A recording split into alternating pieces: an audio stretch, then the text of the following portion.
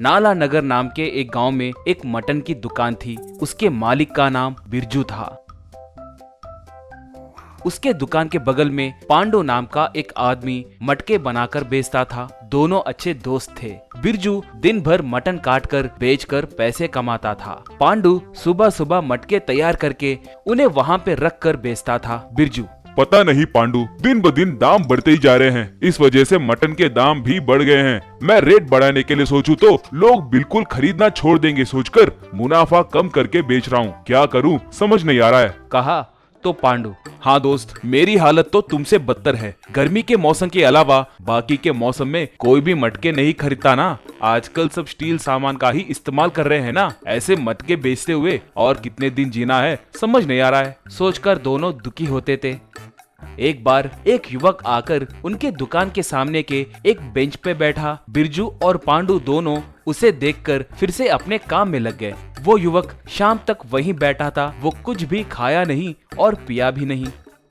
दुकान बंद करके घर जाते समय बिरजू और पांडु उसके पास गए। बिरजू तब: भाई तुम कौन हो? देखने से तो हमारे गांव वाले नहीं लग रहे हो। तुम्हारा कौन सा गांव है? कहा वो तब: श्रीमान, मेरा मन ठीक नहीं है, कृपा करके कुछ मत पूछिए, आप अपना काम देखिए। कहा पांडु तब: ये क्या भाई, तुम्हें कोई मदद की जरूरत होगी कहकर पूछे थे, पैसे चाहिए क्या? पूछा वो: मुझे पैसों की जरूरत नहीं है, पैसों से घिन आकर ही मैं ऐसे फिर रहा हूँ। कहा बिरजू तब: तुम उतने बड़े अमीर हो क्या?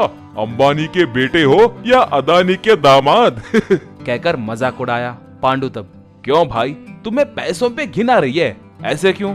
कहा वो: श्रीमान, मेरा नाम विश्वा है। मैं लंदन स्कूल ऑफ बिजनेस में बिजनेस मैनेजमेंट में गोल्ड मेडल हासिल किया हूँ। यहाँ हमारे देश को आने के बाद बिजनेस कंसल्टेंसी रखकर करोड़ों रुपए कमाया हूँ। बहुत पैसे कमाने के बाद भी मेरे मन को शांति नहीं मिली, इसलिए थोड़े दिन किसी छोटे से गांव में 4 दिन आराम से बिताऊंगा सोचकर आया हूँ। कहा पांडु तब: लंदन वंडन बिजनेस बोल रहे हो? तुम व्यापारियों को सलाह दोगे? कैसी सलाह दोगे? तुम्हारी बातों पे हम यकीन क्यों करें? कहा विश्वा तब: आपको यकीन करने के लिए किसने कहा, आप जाइए। कहा बिरजू तब: क्यों भाई, पूछ रहे हैं कहकर बहुत अकड़ रहे हो? तुम व्यापारियों को सलाह दोगे?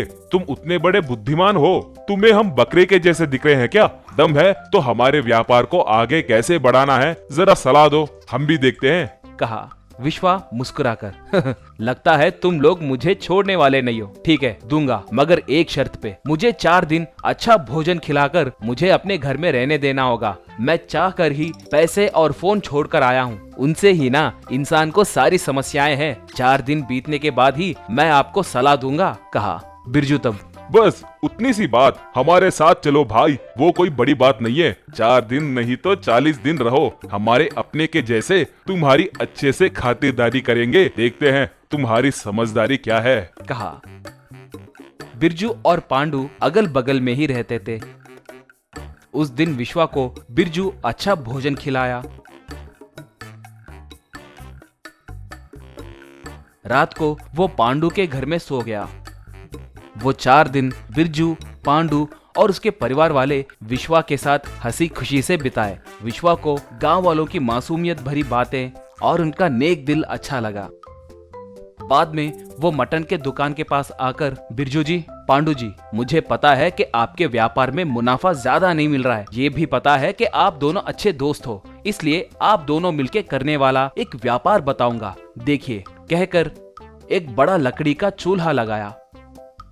बाद में पांडु के पास से मिट्टी को लिया और बिरजू के पास लटक रहे फुल मटन को लेकर उस पे नमक मिर्च लगाकर उसे एक एल्यूमिनियम पेपर फॉइल से लपेटकर उसके ऊपर मिट्टी का लेप करके उसे एक गेंद के जैसे बनाया। बिरजू और पांडु को कुछ समझ न आने के कारण वो सर खुजला रहे थे।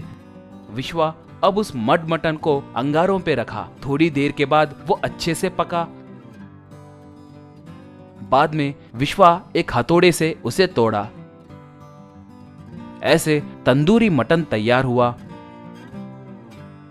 उसका स्वाद चखकर बिरजू पांडु दंग हो गए।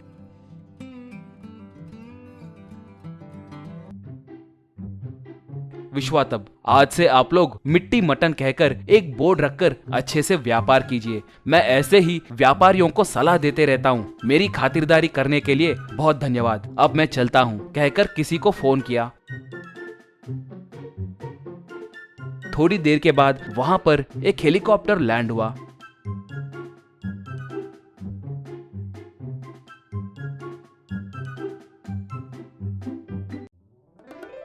उसके अंदर से एक आदमी उतरकर, ये क्या सर, आप ऐसे बिन बोले क्यों गायब हो गए? आपको कहाँ कहाँ ढूंढे? चलिए सर, चलते हैं प्लीज, कहा। विश्वा सबको बाय बाय कहते हुए उस हेलीकॉप्टर में वहां से चला गया।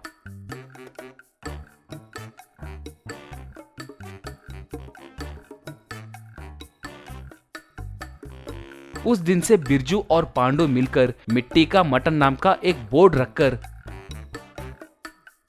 व्यापार करते हुए बहुत खुशी से रहने लगे।